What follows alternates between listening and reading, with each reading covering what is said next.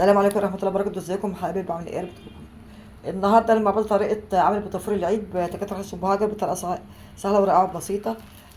هنولع الفرن وهنجيب حلة، نحط فيها 4 كوب سمنة مثلجة من التلاجة.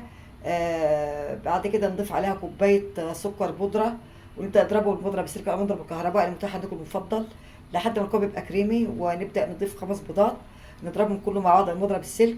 وبعد كده نبدأ نضيف معلقة بيكنج باودر ورشة ملح ومعلقة ريحة برتقان ومعلقة فانيليا برتقان أو فانيليا عادية هتجيبوها من العطار المتاح عندكم المفضل. بس الفانيليا البرتقال بتدي ريحة للبطفور.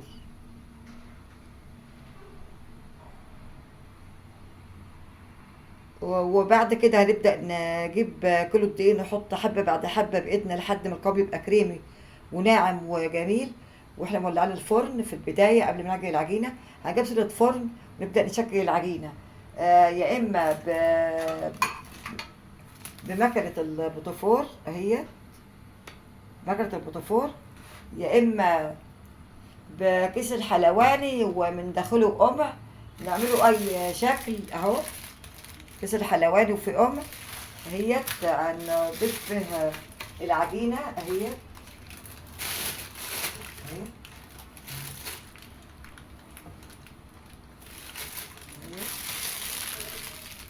عجينة البوتافور اهي. نعمله كده كده اهو.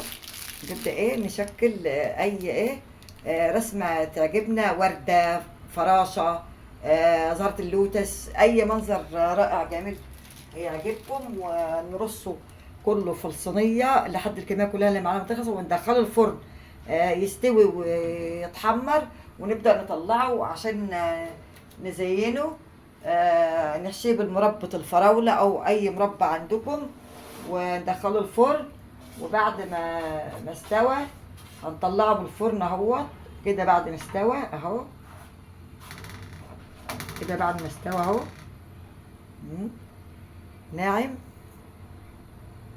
جميل، في منتهى الجمال، لان احنا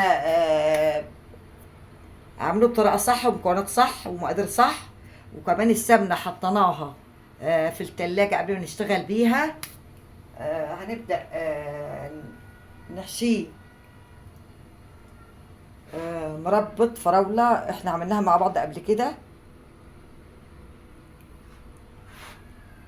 وهنبدأ نجيب أي شكل نزين بيه البطفراية في المسوق أو شوكولاتة سايحة بيضة أو بني أهو أهو. هو ده جوه من عند العطار. ونبدأ إيه نزين بالبطفور.